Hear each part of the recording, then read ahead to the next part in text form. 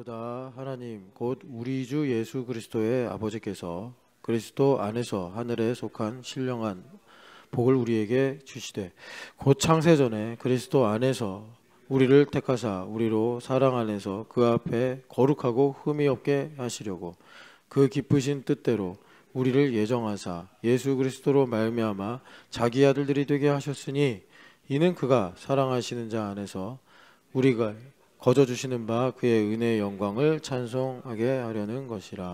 아멘. 제가 이렇게 있다 보면은 갑자기 무슨 긴급 버튼을 누르듯이 제자도를 해주세요 막 그래요. 그래서 제가 그럴 때마다 무슨 제자도가 무슨 청심환이냐 막 이런 생각을 속으로 하면서 왜 그런지는 말을 해야 되지 않냐 이렇게 질문을 해요. 어제 갑자기 별안간 오늘 제자도 할 수 있을까요? 아니 그렇게 급해가지고 했으면 나 같으면 새벽에 5시 반 예배 전에 1시간 전에 나와서 하나님 지금 제 똥줄이 탑니다 그러면서 기도를 해야지.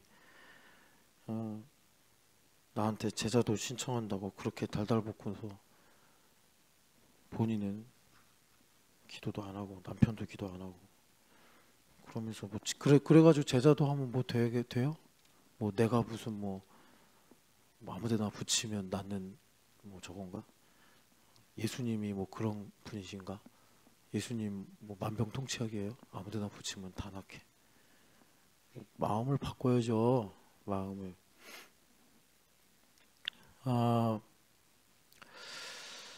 이제 우리가 계속 듣고 있는 말씀이 그렇다고 여러분 힘들 때 그래도 제자도 신청하는 게 복됩니다. 그래도 제가 이렇게 타박하는 이유는 우리 하나님 중심을 보시는데 아니 그렇게 마음이 힘들고 속상하면 나는 교회에서 자겠다 그러면 그냥 어차피 집에 있어봐야 속 터지는데 말도 안 통하고 말 통하는 분 예수님 계시잖아요. 그 예수님한테 다 일러 바치고 그리고 여기서 저기 온돌 켜고 자면 얼마나 좋아. 그러라고 주님께서 우리 신촌연합교회 이렇게 좋은 처소도 주신 건데. 그래요. 자, 그래서 우리 교회 지금 주시는 말씀이 inheritance, 하나님 나라의 유업인데 하나님 나라의 유업이 뭐냐? 그러니까 우리가 오늘도 잠깐 기도했지만 이제 살면서 애들도 가르쳐야 되고 근데 애들 가르치는 게 쉬운 일이 아닙니다.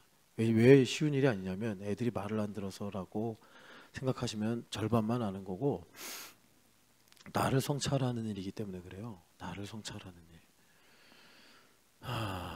그래서 정말 선생님이든지 부모든지 가르치는 입장이니까 그거는 지식을 전수하는 게 목적이 아니고 내가 날마다 새로워져야 돼요. 내가 새로워지는 게 멈추면 대학 때 그런 교수님 계시잖아요. 10년 동안 강의안이 한 장도 안 바뀌는 교수님. 예. 그 강의 계획서 같은 거 강의 신청할 때 나오잖아요. 10년 전 강의 계획서나 오늘 강의 계획서나 똑같아.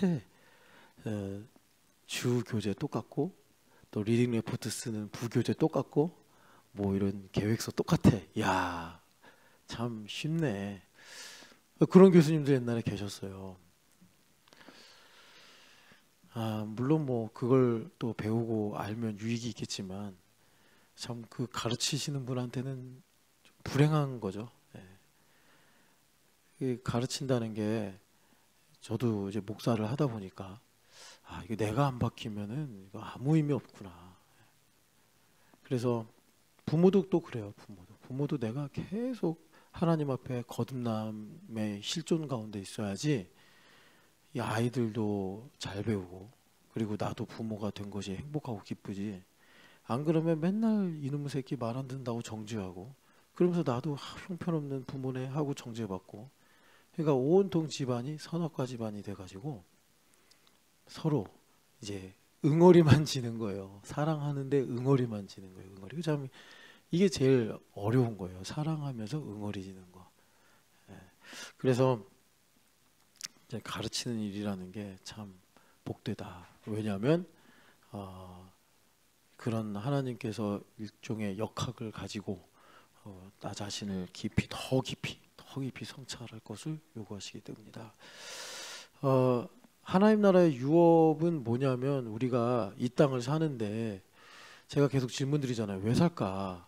땅 구원 받았는데 아니 이 땅은요 하나님 그러니까 심판하실 땅이고 뭐 살면 너무나 힘들고 어렵고 슬프고 이런 일들도 있고 왜 나를 여기 두실까? 빨리 데려가시면 좋겠는데 지난번에 저기 뒤에 그 누구지?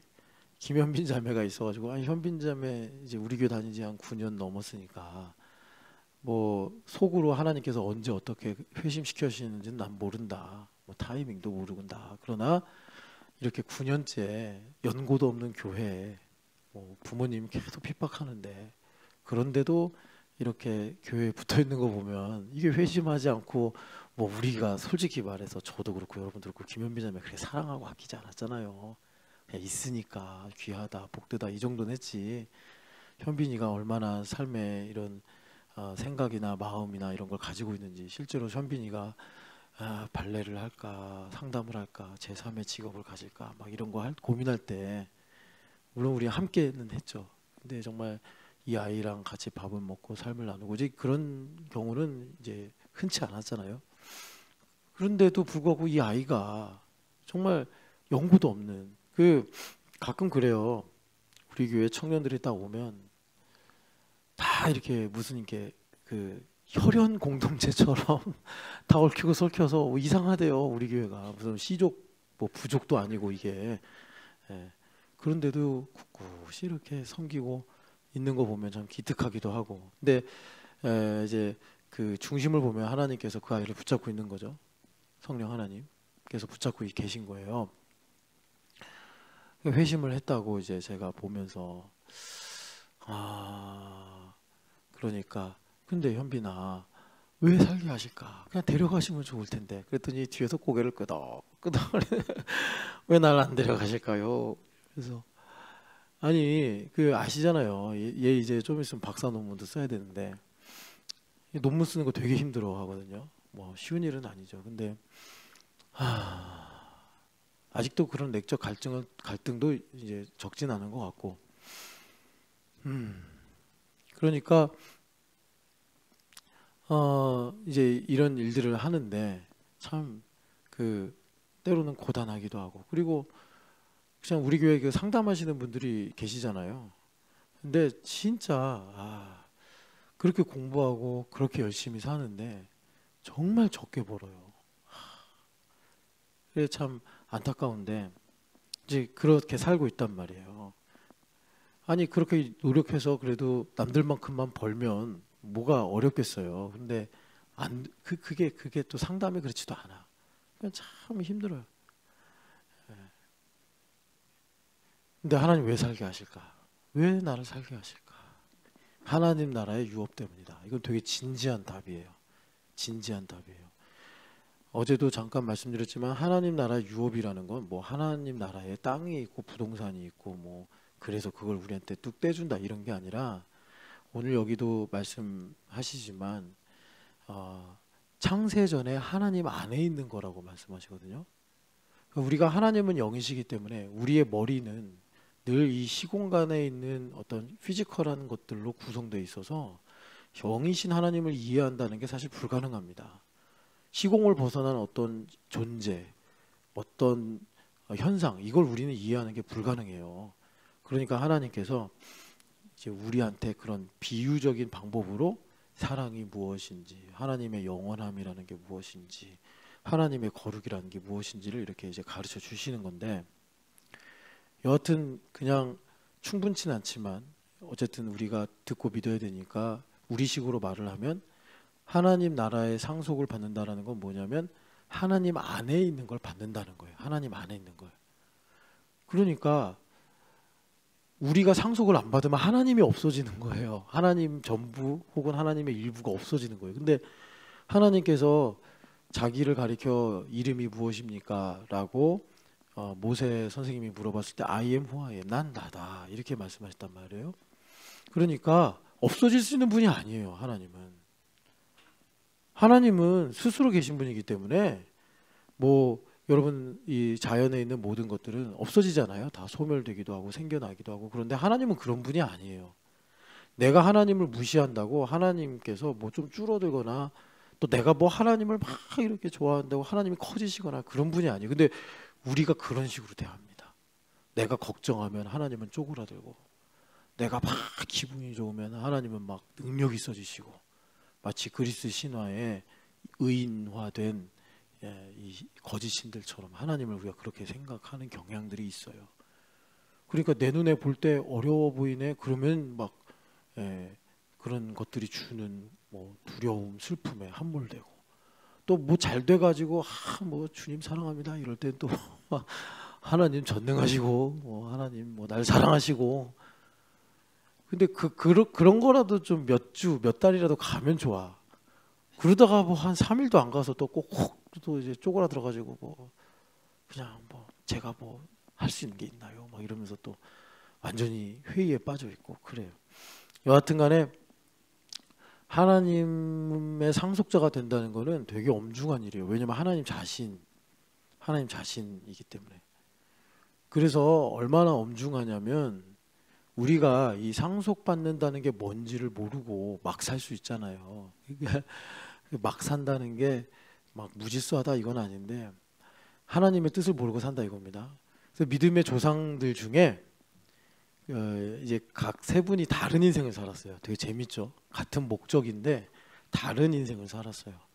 참 하나님 풍성하신 하나님인데 그런 부분에 해당되시는 분이 야곱이에요. 야곱. 그래서 야곱 할아버지가 130살 돼가지고 이제 인생을 회고하는데 아주 중요한 순간이죠. 파라오를 축복하는 순간인데 파라오가 몇 살이십니까? 연세가 어떻게 되십니까? 그랬더니 제 나이가 130살입니다. 그러면서 그 순간 130년이 딱 야곱의 머릿속에 스쳐 지나가면서 참 하루도 쉴 날이 없었습니다.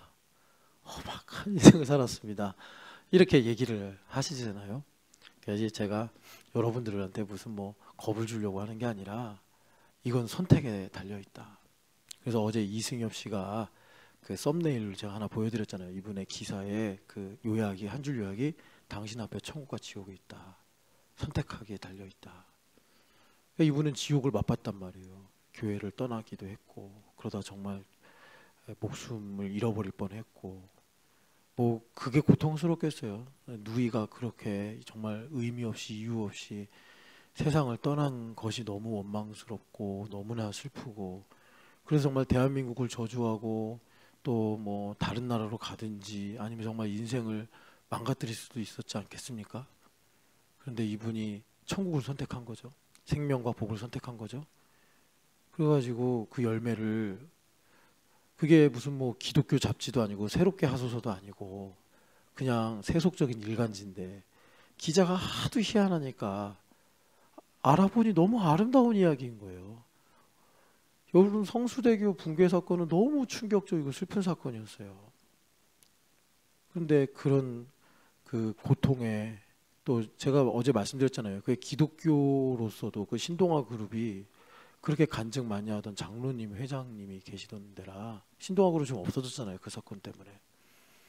참 우리 기독교에도 어떤 분수령 같은 사건인데 하나님께서 그 한 사람을 통해서 꽃을 피우시잖아요. 그러니까 참 우리가 이제 이런 일들은 또 주님께 들어야죠. 무엇일까? 주님께서 나에게 뭐라고 말씀하실까? 근데 그 중에 하나가 그분이 그러시는 거예요. 천국과 지옥은 내 앞에 있는데 내가 선택하는 거다. 장로교 교리로는 조금 낯설 수 있습니다. 장로교 교리는 하나님의 예정하심과 주권에 의해서 우리가 천국을 이제 소유한다 이렇게 말씀하죠. 그래도 그것도 진리고 복음이에요. 그런데 우리 성령 하나님은 어떤 분이시라고요? 나를 자유케 하셔서 나로 그 아름답고 선한 일들을 선택하게 하시는 분이에요. 그러니까 우리가 예정과 주권을 잘 믿으면 정말 우리가 자유해져서 하나님의 나라를 침노해서 우리가 하나님 나라를 상속하고 그로 인해서 여러분 이게 되게 좀 불경한 말이 될 수 있는데 우리가 하나님 나라를 상속한다는 거는 하나님을 나의 삶에서 발견한다는 거예요. 그죠? 사실 그럴 수 없어서 예수님 오신 거죠. 그래서 내가 예수님을 얻으면 하나님을 내 삶에서 유산처럼 상속처럼 내가 이제 얻는 거예요. 그래서 놀라운 건 하나님께서 자기를 실현하시는 거예요. 그러니까 여러분 이거 오해하지 말고 들으세요. 이렇게밖에 설명을 못해요. 영적인 일이라. 여러분 우리 죄인이 어떻게 하나님을 실현합니까? 말이 안 되는 얘기예요. 제가 이거 미리 얘기하는 거예요. 제가 그런 논조로 얘기하는 게 아니고 그토록 하나님께서 우리에게 자비와 은혜를 베푸신다 이겁니다. 그렇게 주님께서 우리를 사랑하신다는 거예요. 그렇게 주님께서 우리를 사랑하신다는 거예요. 그래서 그런 모든 마음을 가지고 여기 에베소서 1장 3절 편지에서 찬송하리로다.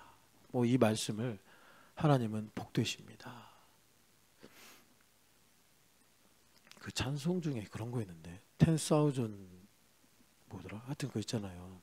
거기에 보면 이거 첫 가사가 생각나네. Bless the Lord였나? 그렇게 시작하나요? 하여튼 그렇게 하나님을 송축하면서 시작을 하는 겁니다. 왜 그런가 봤더니 신령한 복인데 그 신령한 복이라는 것, spiritual blessing이라는 것이 바로 그 상속에 관한 내용이다. 그래서 여러분 이제 추수감사주일도 몇 주 앞으로 다가왔고 한 해도 저물어 가는 이 시점에 우리 교회에 지금 큰 그러니까 굵직굵직한 사역이 있어요. 여러분 아시겠지만 다음 주에 이화여대에서 컨베어 벨트라는 전도 이제 그 축제 이런 걸 하는데 우리 교회도 초대를 받아서 복음을 전하게 됐고, 그리고 그 다음엔 또 니코에 가서 하나님 왜 일본의 영혼들을 사랑하실까? 그걸 통해 나에게 하시는 말씀은 뭘까? 우리가 들어보려고 하는 거고, 그리고 갔다 오면은 추수감사 주일이 있고, 그리고 사경회를 할 거고, 이런 이제 계획이 있어요. 흐름이 참 저로서는 뭐 쉴 사이가 없네 이런 생각도 들 수 있겠지만 뭐 주님께서 불러주시고 써주시니 감사한 일이고.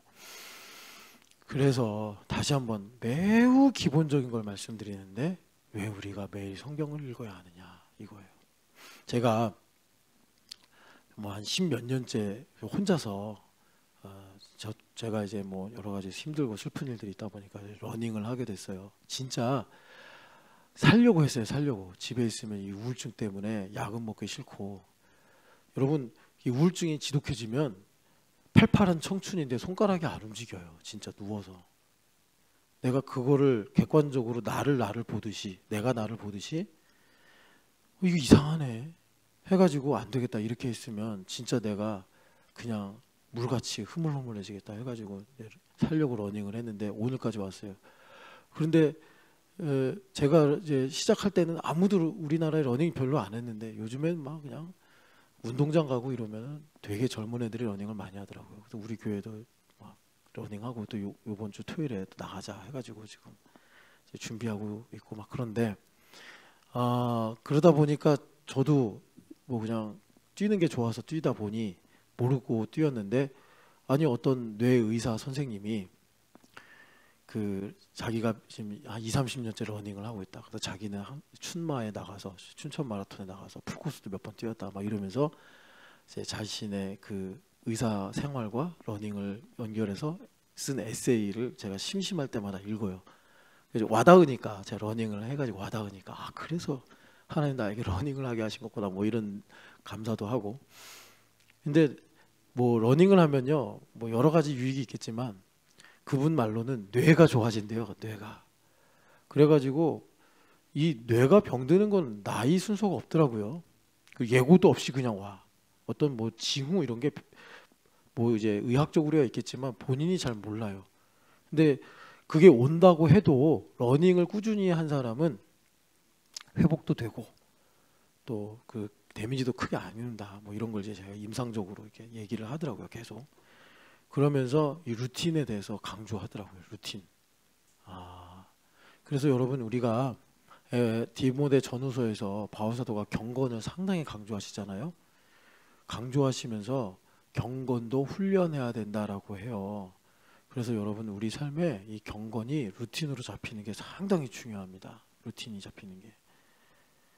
루틴으로. 제가 예전에 어떤 목사님을 알았는데 이 목사님이 유도 선수였어요.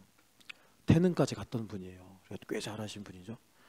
근데 이분이 이런 얘기를 하더라고요. 자기는 상비군까지밖에 못 갔대요. 그러니까 그게 무슨 말이냐면 대표 선수들의 스파링 파트너가 된 거예요. 하나만 올라갔으면 대표 선수가 돼서 올림픽도 나가고 세계 선수권대도 나갔을 텐데 그걸 못 넘어간 거예요. 같이 훈련하면서. 그러니까 스파링 파트너라는 거는 실력이 비슷한 거 아닙니까? 그래서 물었어요. 그 차이가 뭐냐고.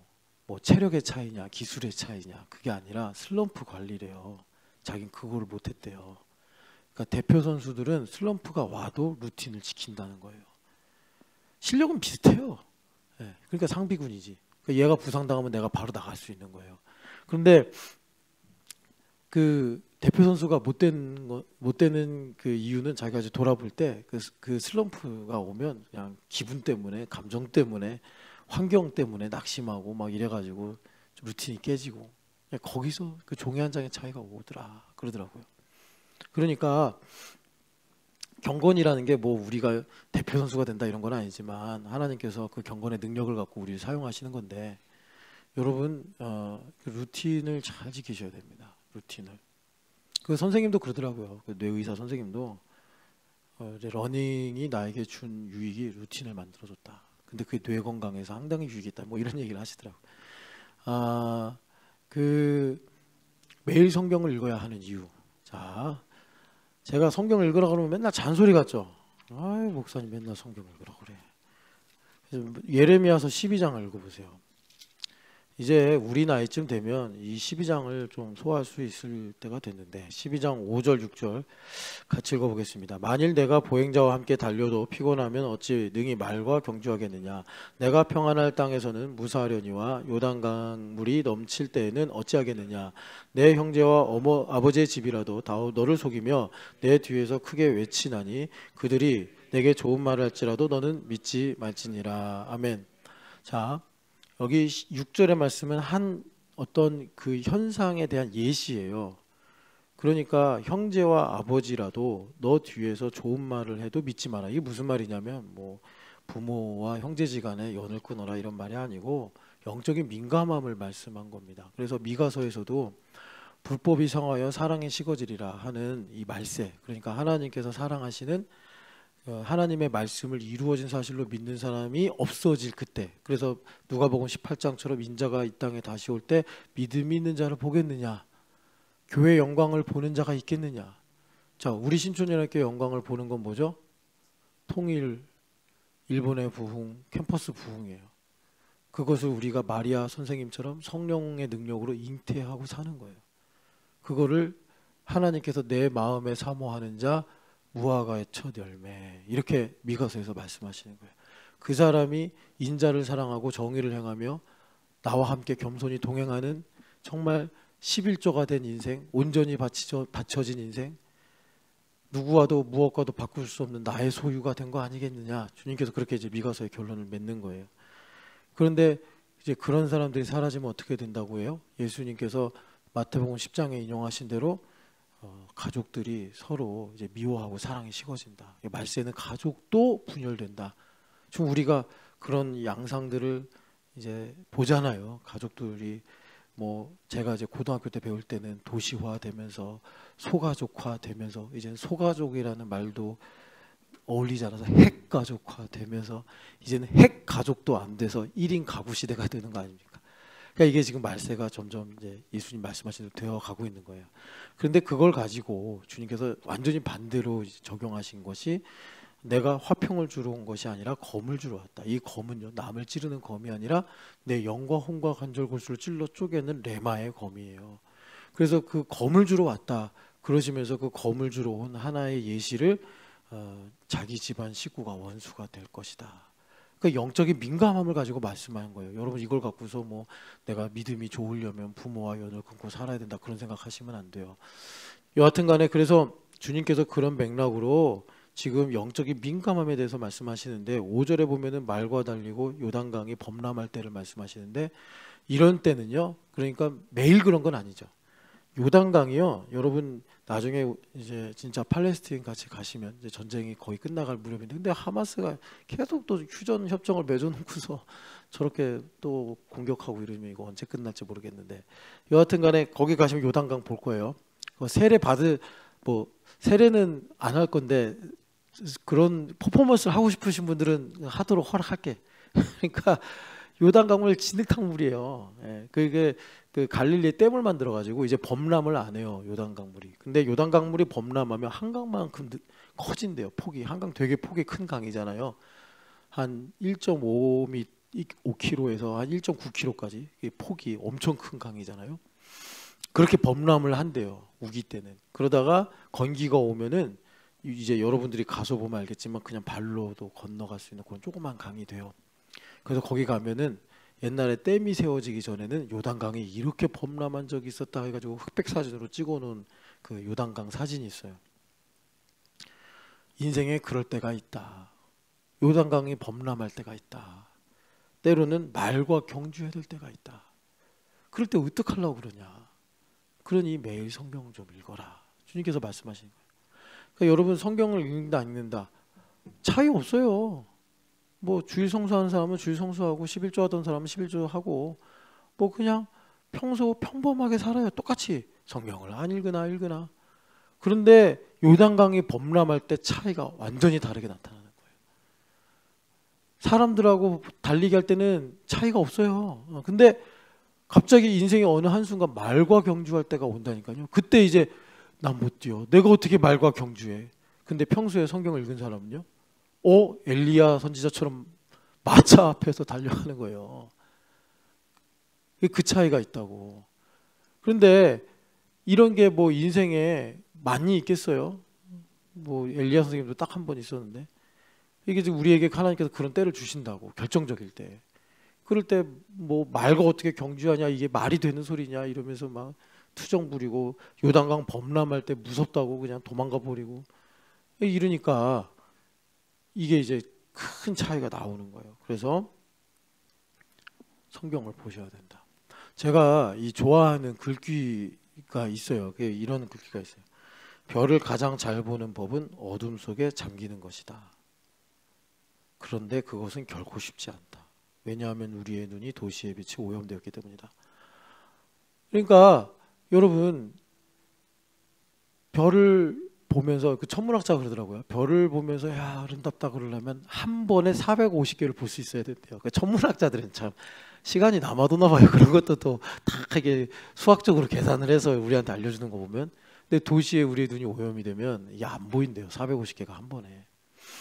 그런데 그렇게 이제 별을 잘 보려면 어둠에 잠길 줄 알아야 되는데 캄캄한 밤이 오면 무섭다고 난리가 쳐요. 난리. 그래서 내가 그런 거예요. 그래서 이제 그런 거죠. 목사님 제자도 해주세요. 긴급 버튼. 아니 그러면 새벽에 와가지고 기도를 하든지. 아니 내가 무슨 뭐 스위치입니까? 뭐 삑. 그래서 시간 내서 만나면 들이받기나 하고. 한두 번 들이받쳤어야지 내가. 여러분 여튼간에 평소에 성경을 풍성하게 깊게 즐겁게 정말 꿀송이처럼 여러분 그렇게 사모하시기를 축복합니다. 그래서 그러면 여러분 이제 요 말씀 하나만 더 드릴게요. 우리가 크리스찬이다 그러잖아요. 크리스찬이라는 말은 바울 사도가 말씀하신 것처럼 너희가 하나님의 성전인 것과 성령 하나님께서 너희 안에 계신 것을 알지 못하냐. 스피리추얼한 사람이라는 거예요. 스피리추얼한 사람. 여러분 요즘에 유행하는 뭐 애니메이션이나 영화나 뭐 여러 가지 풍속도들을 보면은 얼마나 세상 사람들이 스피리추얼한 것을 갈망하는지 여러분들이 모르면 여러분들 크리스찬 아니에요. 껍데기는 크리스찬인데. 심지어 뉴스에도 법사니 무슨 먼 공인이 뭐 이런 정말 제가 47년 동안 한국에 살면서 여러 이 뉴스를 봤지만 그런 이름들이 이 헤드라인처럼 뉴스를 장식하는 건 처음이에요. 무슨 보살이라느니 무슨 뭐 먼 공이라느니 무슨 법사라느니 이런 이름들이 나오는 건 진짜 처음이에요. 뭐 그러니까 이게 역설적인데 그만큼 여러분 한번 궁금하면 예전에 그 제가 대학 때 대학로에 그 민들레 영토가 있었어요. 거기 즈음에 이제 뭐 지금 없었으니까 여러분들한테 그렇게 말해도 모르겠지만 거기를 제가 우연히 한번 지나간 적이 있었거든요. 우리 애들하고 뭐 연극 보고 이런다고 해서 점치는 게 자판기로 있어요. 자판기로. 내가 참 그러니까 동전 넣고 때르르르르 이렇게 굴리면 점괘가 나오는 거예요. 이걸 할아버지들이 하겠어요? 대학로에서? 거기 성대 다니는 애들이나 한성대 다니는 아이들이나 뭐 거기 근처에 몇 개 대학 있잖아요. 그런 애들이 하겠지. 밥 먹으러 나와서 데이트하면서 기가 막힌 거예요. 우리나라가 이렇게 됐다니까. 제가 예전에 대학 때 여기 신촌에 놀러 오면 죄다 점집이었어요. 여기요. 뭐 저기 아현동 언덕부터 해가지고 저기 대흥동 쪽 해가지고 저기 우리가 지나가는 그 신촌 굴다리 있죠. 거기까지 죄다 점집이었어. 점집. 다 막 눌러. 점쟁이들은 왜 이렇게 가난한지 몰라. 집도 다 쓰러져 가는 집인데 그 무슨 장군 무슨 뭐 해가지고 막 있었어. 근데 제가 개척하려고 신촌에 오니까 재개발이 돼가지고 점집이 다 없어졌네. 그래가지고 야 정화됐구나 했는데 아니 대학로에 그런 게 없었는데 거기는 연극의 도시 그런 거 아니었어요. 저도 연극 보러 많이 대학로 갔었는데 아니 거기에 언제 그렇게 그런 게 들어갔는지 몰라. 참 이게 우리나라가 조선이 망한 게 이 점치다 망했는데 아니 왜 이 망국병이 또 도지나 왜 그러겠어요. 우리가 사명을 감당 못하니까 양화가 없으면 악화가 양화를 대신 구축한다고 그렇게 되는 거예요. 그래서 우리가 정말 주님께서 이렇게 역설적으로도 레마를 주시는데 우리 스피리추얼한 사람이란 말이에요. 그럼 스피리추얼한 게 뭔지 우리가 개념을 갖고 그리고 그런 것들을 전하고 분별하고 이럴 수 있어야 된단 말이에요. 영적인 것은 여러분 그 고린도전서 2장에 나오지만 왜 영적이 돼야 되죠? 분별하기 위해서. 뭐가 똥이고 뭐가 금인지 분별하려면 영적이어야 된단 말이에요. 그러려면 1단계가 뭐예요? 고린도전서 2장 10절에서 12절. 우리는 반드시 제자도로 그 길을 가야 돼요. 나를 깊이 성찰하는 대로 가야 돼요. 나를 깊이 성찰하는 대로. 그래서 여러분 자 영적인 게 뭐냐? 지금 우리가 영적이다 그러면은 우리가 그 점쟁이들 같은 수준에서 얘기하면 안 돼요. 그 되게 유치하고 틀린 말이잖아요. 물론 여러분 예레미야서를 잘 읽어보면은 하나님께서 환상으로도 꿈으로도 말씀하시는데 그거는 진짜 유치원 단계 영적인 그 차원이고 주님께서 영적인 차원의 그 하이엔드를 뭐로 말씀하시냐면 여러분이 되게 중요해요. 그래서 이사야서 11장에 성령 하나님이 우리에게 강림하시면 우리가 어떻게 산다고요? 공의로 띠띠우고 성실로 허리띠를 삼아 살아간다 이렇게 말씀한다고. 예레미야서에 주님께서 꿈과 환상보다 더 하이엔드급의 영적인 삶이 뭐냐? 성실함이라고 그런다고. 성실함. 너희들은 내 말을 받았느냐? 그러면 성실함으로 그 말씀을 증언해라. 이렇게 말씀한다고. 그게 뭐냐면 일본을 향한 주님의 마음을 받는 거예요. 북한에 지금도 어린아이들 굶고 병원이 없어서 병도 못 고치고 제가 이게 새벽에 국동방송 들으면서 오면은 거기에 탈북하신 이제 그분들 통일민이라고 부르시잖아요. 그렇게 불러달라고도 얘기하고 그분들이 와서 뉴스도 진행하고 간증도 하고 그 기상캐스터 역할도 해요. 되게 들으면 재밌어요. 그러면 이제 우리의 고향 어디는 오늘 온도가 얼마가 될 것이고 막 이런 얘기해요. 그러면 뭐 제주도나 광주 이런 데는 10몇 도 최고 기온이. 근데 저쪽 이제 뭐 평안남도, 황해도는 좀 이제 경기도랑 조금 비슷하고 그 위에 함경도 이쪽은 되게 추워요. 지금 눈도 온다고 그랬어요. 기상 예보에. 근데 거기 있는 아이들 우리 애들처럼 따뜻한 이불 덮고 엄마 추워 그럼 보일러 틀어주고 스위치 이거 하면은 뜨거운 물 나오고 그러지 못한단 말이에요. 여러분 우리 하나님께서 우리 머리털까지 사랑하시는데 그 아이들 주님께서 모르시겠어요? 얼마나 마음이 아프시겠어요? 그 마음을 담고 성실함으로 살아라. 그게 영적이다 말씀하시는 거예요. 그래서 성령 하나님 우리에게 강림하시면 그 성실함으로 우리에게 띠띠우시고 인도하신다는 거예요. 생명의 길로. 그래서 우리 교회 모토가 이제 이번 사경에 되면 그 주제를 가지고 좀 우리가 깊이 들어보려고 그러는데 하나님께서 그러시잖아요. 우리 여러분 기억나시죠? 요즘에 이렇게 다양한 상황들 때문에 옛날처럼 정해놓고 제자도를 못해요. 제가 어제만 해도 벌써 119 전화로 2통이 왔어요. 제자도 해달라고. 그래서 제가 한 분은 할까 말까 하다 이게 선약들이 다 있으니까 그냥 저기 기도하시라 그랬고, 한 분도 아내랑 얘기하시라 그렇게 말씀을 드렸는데, 그 예전에 우리가 제자도 열심히 할 때 그때 그 레위기의 최고 봉우리는 11장 45절이다. 그리고 그거보다 낮은 봉우리들이 몇 개 있는데 17장 11절 그리고 25장 38절이다. 25장 38절이 왜 중요하죠? 거기 하나님께서 스스로 말씀하시잖아요. 나는 땅을 주는 여호와다. 그래서 제가 되게 좋아하는 영화 중에 하나가 옛날 건데 그 Far and Away라고, Far and Away인가? Far Away인가? 제가 기억이 안 나는데 그 땅 얻는 영화예요. 땅 얻는. 땅을 향한 갈망.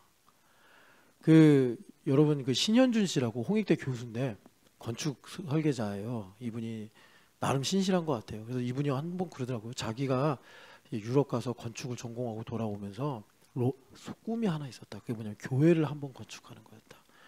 그런데 자기가 이제 돌아와서 교수하고 이러면서 한 번도 아무도 자기한테 교회 건축을 의뢰를 안 해서 하나님 날 버리셨나 이렇게 낙심하고 있었는데, 뭐 세종시인가 어디에 이렇게 교회를 한번 건축할 일이 있어서 너무 감사했다. 그러면서 그런 이제 뭐 신앙에 관한 이야기들 좀 하시더라고요. 그래서 저는 나중에 혹시 하나님께서 우리한테 그런 기회를 주시면 그분한테 한번 의뢰를 해서 신촌의 랜드마크 같은 그런, 뭐 여러분 그런 의미 있잖아요. 그런 세계적인 건축가가 설계한 뭐 건물 이러면 의미 있잖아요. 그 영향력도 있고. 여하튼 간에 그분이 그러더라고요. 난 거기서 답을 얻었어요. 여기 앞에 스타벅스 있죠. 뭐 카페 같은 데 가면 왜 저 사람들은 참새처럼 스툴바에 앉아서 이렇게 계속 공부를 하고 있을까? 그럼 저는 그분들을 이렇게 보고 있어요. 그러다 눈이 마주치면 되게 서로 민망하잖아요. 그러면서도 왜 저기에 앉아서 있을까? 자기를 노출하고 싶은 걸까? 뭐 관종일까? 그러면서 제가 이렇게 이제 항상 궁금증이 있었는데 그분이 그러더라고요. 공간에 대한 욕망이래요. 인간은 항상 넓은 공간을 갖고 싶어 한대요.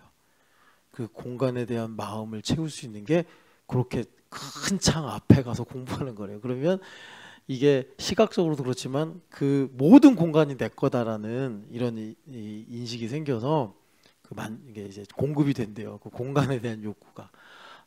그래서 그 스툴바 앞에 가서 그렇게 남들이 지나가면서 실컷실컷 보는데도 부끄러워하지 않고 그 자리를 고수하려고 하는 거구나 알게 됐어요. 그러니까 여러분 제가 조금 이제 그 사이드 같은 얘기를 했지만 하나님은 땅을 주신 하나님입니다. 땅을 주신 하나님입니다. 근데 여기서 한 가지 중요한 게, 그러면 왜 땅을 주시려고 하느냐? 그건 거룩 때문이라고 그 본문에서 말씀하시고, 왜 땅을 주시려고 하느냐? 여러분 왜 땅을 주시려고 그럴까요? 실제로 지금 부동산 같은 땅은 아니잖아요. 이제는 주님께서 왜 땅이 필요하냐면 자유 때문에 그렇습니다. 자유. 땅이 없으면 인간은 자유할 수가 없어요. 그래서 이제 사경회 때 이 땅에 관해서 말씀을 드리려고 그러는데, 여러분 그 주님께서 우리에게 이제 영적이 돼야 된다. 크리스찬은 스피리추얼한 사람이다라고 말씀하시는데, 스피리추얼하다는 게 뭐냐? 이런 것들을 하나하나 퍼즐처럼 모아서 가는 거예요. 스피리추얼한 순간, 스피리추얼 모멘트, 뭐 이런 게 뭐냐면 이런 거예요. 평소에는 아무런 차이가 없는데 결정적인 순간에 차이가 나타나는 거. 결정적인 순간에 그게 영적인 거예요. 그런 걸 여러분들은 절대로 바꾸면 안 돼요. 한 1대 100이더라도 절대 바꾸면 안 돼요. 영적인 것은. 그러니까 그거를 주님께서 우리에게 말씀하시려고 비유를 드신 게 3가지예요. 열처녀 비유, 달란트 비유, 양과 염소. 그러니까 그 3가지 비유가 다 다른 내용인데 공통점은 있어요. 평소에는 똑같아요. 평소에는 5처녀나 똑같았고, 평소에는 5달란트나 2달란트나 1달란트나 똑같았고, 평소에는 양이나 염소나 똑같았어요. 한 결정적인 순간에 바꿀 수도 없고 비교할 수도 없는 차이가 나타났어요. 그게 뭘까? 열처녀 비유에서는 기름이라고 말하고, 달란트 비유에서는 약간 추상적인데 보이지 않는 것인데 그거 충성이라고 말하고, 양과 염소는 정말 그 지극히 작은 자 하나로 이렇게 딱 나오거든요. 그게 뭘까? 그걸 주님께서 이제 영적인 것이다. 그러니까는 여러분 그 노아 때도 그랬지만 말세가 되면 사람들이 영적인 것을 다 잃어버리는 거야. 그러니까 영적인 것의 정말 핵심적인 개념은 하나님 중심인데, 그럴 수 있는 어떤 이 깨달을 수 있는 능력이라든지 볼 수 있는 뭐 영적인 시력이라든지 들을 수 있는 영적인 청력을 다 상실해 버리는 거예요. 그럼 하나님께서 더 이상 이제 인간을 구원하실 수 없으니까 심판의 이런 일들이 이제 나타나게 되는 것입니다. 그래서 여러분 그래서 다시 한번 말씀드리지만, 그래서 평소에 성경을 읽어야 된다. 평소에 성경을 읽어야 된다. 그런데 얼마나 읽어야 되느냐, 이제 그 문제가 나올 텐데, 루틴이 되는 만큼 읽어야 된다. 루틴이 되는 만큼. 그거는 여러분 그 사람의 캐파에 따라 다른 거예요. 캐파에 따라서.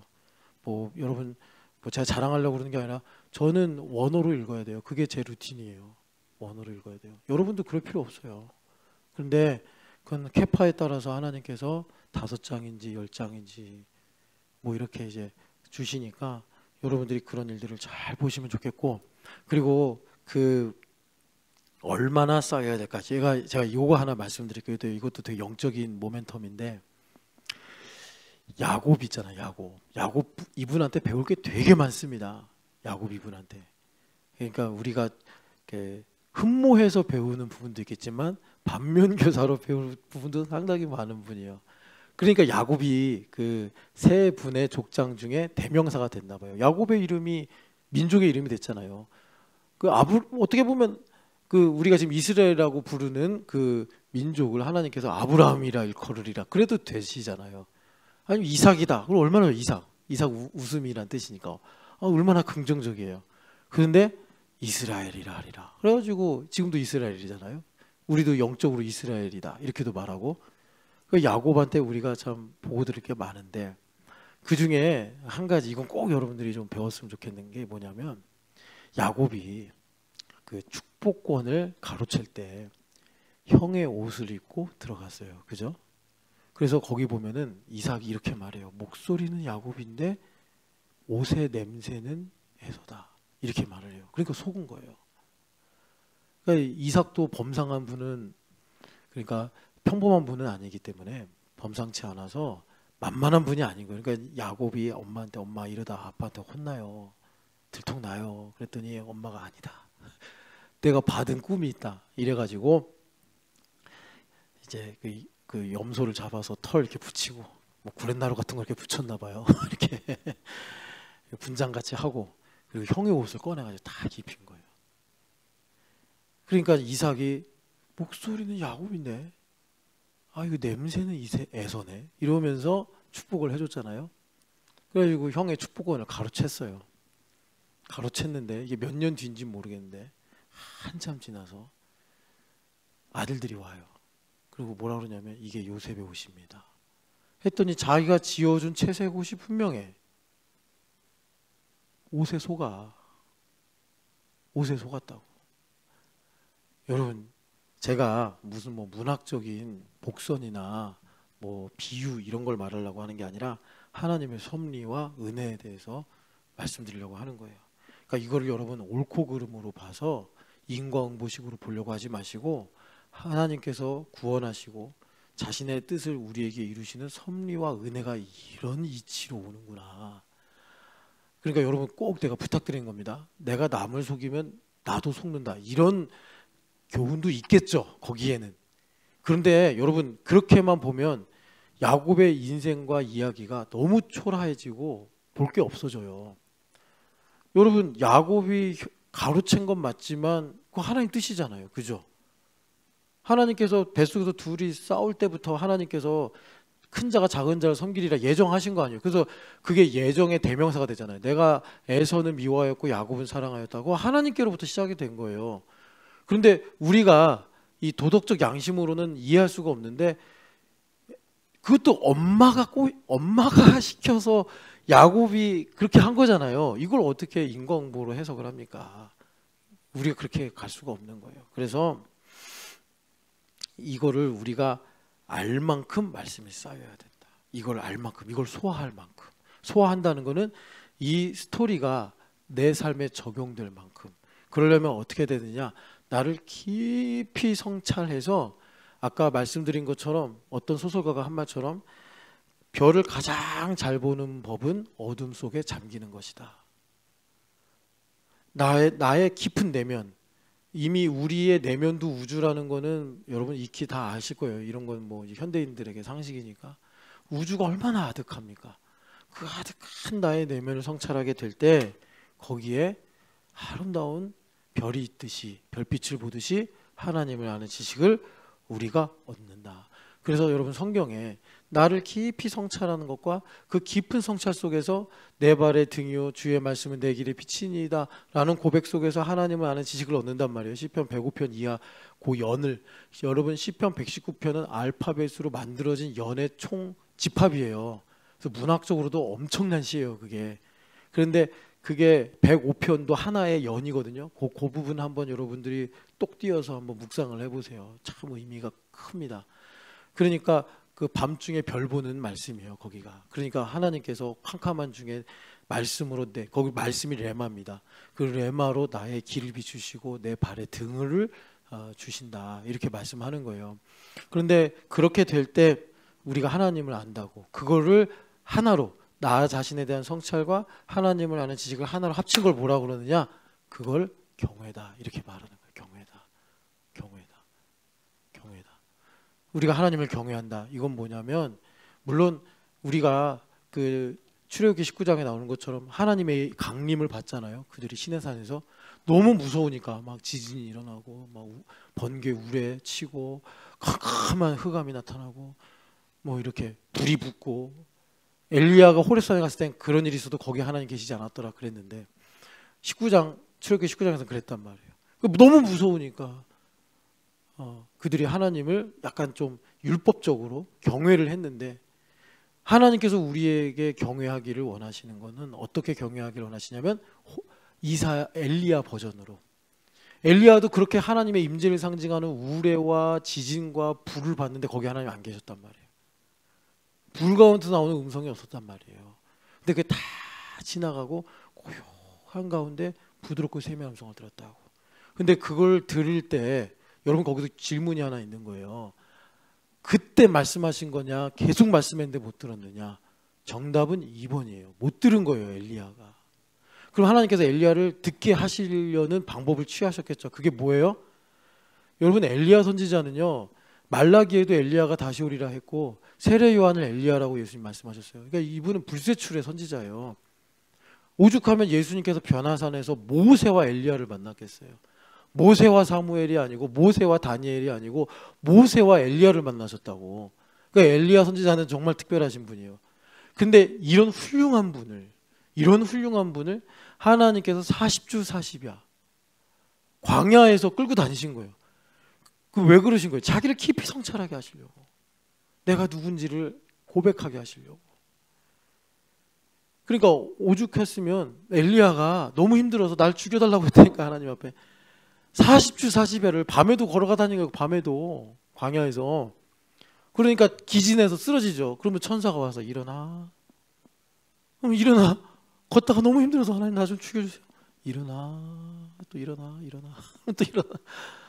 고문하듯이 하나님께서. 그래가지고 이제 엘리야 선지자가 호렙산까지 당도해서 나 좀 죽여주세요. 하나님 못 살아요. 나 이제 못 살아. 그러니까 하나님께서 그때 엘리야에게 세미하고 부드러운 음성을 주셨는데, 그게 우리에게 뭐냐? 예수 그리스도의 십자가예요. 십자가. 그러니까 우리가 얼마나 예수님을 알아야 될까? 예수님을 알아야 될까? 정말 마리아가 그 아름다운 순간들을 우리한테 보여주잖아요. 300데나리온이나 되는 그 옥합을 깨뜨려서 예수님 머리에 부어드린 거. 정말 주변 사람들이 왜 저래 할 만큼 그런 일을 한 거예요. 그리고 이제 예수님 설교하실 때 발차를 해서 이렇게 들은 거. 그러니까 엘리야가 아니라 마리아는 그렇게 예수님을 사랑한 거예요. 그렇게 예수님을. 그래서 예수님 뭐라고 그러세요? 복음이 전해지는 곳마다 이 마리아의 이야기도 같이 해야 돼. 이렇게 말씀하신 거예요. 이 마음이 있어야 돼. 너희들. 예수님께서 그 이제 그땐 샌들 신고 다녔으니까 집에 왔어. 그리고 가셨는데 예수님 발자국이 남아. 그러면 마리아는 오, 이 예수님 발자국 그런 사람이에요. 오, 이 발자국이 그럼 마르다. 야, 그 먼지야 먼지. 그거 청소해. 그러면 언니 이 발자국 절대 건들지 마. 그런 사람이에요, 그런 사람. 그러니까 300데나리온 아깝지 않다고 부어드린 거지. 그래야 된다니까. 자, 그래서 여러분 그 잠깐 제가 이제 야곱의 이야기 했잖아요. 이거를 그냥 문학적으로 이해하시면 안 되고 하나님께서 나를 향하신 섭리와 은혜로 여러분들이 보실 정도만큼 하나님 말씀이 쌓여야 된다. 그래서 정말 아름다운 이야기구나. 그러니까 여러분 성경은 정말 하나님의 권위가 있는 그러니까 말씀, 경전이기도 하면서 까미가 쓴 것보다 괴테가 쓴 것보다 카프카가 쓴 것보다 이번에 카프카의 제자가 노벨상 받았잖아요. 훨씬 훌륭한 책이에요. 정말. 여러분 그거 실감하고 사셔야 돼. 예. 그만큼 성경을 사랑하시고 성경을 자랑할 수 있어야 돼. 그래서 그렇게 하나님을 경외할 때 하나님께서 우리를 등불로 우리의 발길을 인도하신다. 그래서 오늘 이제 본문 읽고 본문에 대해서는 별로 말씀을 못 드렸는데, 자 에베소서 1장만 잠깐 제가 요 하나만 말씀을 드릴게요. 이제 또 철야도 있으니까 철야 때 말씀을 드릴게요. 자 에베소서 1장을 보시면 신령한 복에 관한 말씀인데, 교회를 왜 다니느냐, 스피리추얼 블레싱을 받기 위해 다닌 거다라고 3절에 말씀하시면서 그 스피리추얼 블레싱이 뭐냐, 그 4절부터 6절은 하나님 나라 유업에 관한 내용이고 7절부터 10절은 그러면 그 하나님 나라 유업을 어떻게 알게 되는지를 말씀하는데, 그게 뭐냐면 우리가 나 자신을 교회를 다니면서 제자도로 말미암아 깊이 성찰하는 거다. 그 깊이 성찰함이 뭐냐면 은혜의 풍성함을 따라서 내가 얼마나 큰 죄사함의 은혜, 곧 속량, 이 속량은 하나님께서 세상에서 나를 스네치 하신 거라고 했어요. 그 은혜가 얼마나 큰가, 그 은혜가 얼마나 큰가. 그래서 모세 선생님이 출애굽기에서 자주 이 말씀에 하나님이 스네치 하신 거잖아요. 이스라엘 백성들을 파라오의 손에서 스네치 하신 건데, 그래서 뭐라고 그러냐면 강한 손으로 이 말씀 많이 하신 거예요. 그래서 그 은혜의 풍성함이 어떻게 오느냐, 그 은혜의 풍성함은 우리가 지혜로워져야 되고 총명해져야 되는데, 이 지혜롭고 총명함을 통해서 하나님의 뜻의 비밀이 얼마나 깊은지를 알게 되는데, 그 하나님의 은혜, 그 뜻의 비밀이 얼마나 복된지를 우리가 깨닫는 것은, 여기서 이 대한성서공회 왜 한글 성경에서는 10절을 이렇게 끊어가지고 맥락을 끊기게 만들었는데, 맥락이 어디서부터 연결되냐면 그 9절에 그 뜻의 비밀을 우리에게 알리신 것이요 그의 기뻐하심을 따라 그러니까 그의 기뻐하심을 따라 하나님의 뜻의 비밀을 우리에게 알리신 것이다. 이것이 빌립보서 4장 12절에 자족하는 일체의 비결, 로마서 11장 25절에 너희도 이 신비를 알기 원하노라, 그 비밀이에요. 그거를 하나님께서 우리에게 지혜와 총명을 풍성하게 하셔서 깨닫게 하시는데, 이게 나에 대한 깊은 성찰로 이루어지는 건데, 여기서 이제 맥락이 이제 그 문장이 달라져요. 그래서 여기서부터 시작이 돼요. 그리스도 안에서 때가 찬 경륜이라는 게 뭐냐면, 여러분 교회, 그래서 에베소 5장에 보면은 기회를 붙잡아라, 세월 아끼라 이 말씀이 있다고 그랬잖아요. 그게 여기 카이로스, 이거 카이로스인데, 카이로스를 여러분들이 그 풀리스 해야 돼요. 우리 인생에 카이로스가 있어요. 책을 보면 챕터 있잖아요. 만약에 전보미 집사 인생에 12챕터가 있으면 그 챕터를 다 모아야 된다고, 전보미 집사가. 그래야지 하나님의 경륜이 무엇인지 알아. 어떻게 산다고요? 하늘과 땅이 통일된 하늘나라 상속자로 산단 말이에요. 여러분 그런 나의 깊은 성찰을, 내 발걸음을 인도하고 내 길을 비추는 여호와의 등불이 켜지시기를 축복합니다. 사랑하는 하나님 아버지, 오늘 이 새벽에 우리에게 주신 말씀이 하나님 기도의 제목으로 성령 하나님으로 말미암아 아뢰어지게 하여 주시옵소서. 그래서 하나님 아버지, 주님의 말씀이 내 발의 등이 되고 내 길의 빛이 되어서 하나님 이 신촌연합교회를 통해서 영적인 신령한 복을 하나님 충만하게 받아 내가 왜 살고 어디로 가는지 하나님 나그네로서 깨닫고, 하나님 우리 인생에 몇 번 말과 경주할 때가 올 텐데 하나님 그때 엘리야처럼 달려가게 하여 주시옵시고, 요단강에 범람할 때가 올 텐데 여호수아 장군처럼 그 강을 건너갈 수 있는 믿음을 허락하여 주시옵소서. 부활하신 예수님의 이름으로 기도합니다. 아멘.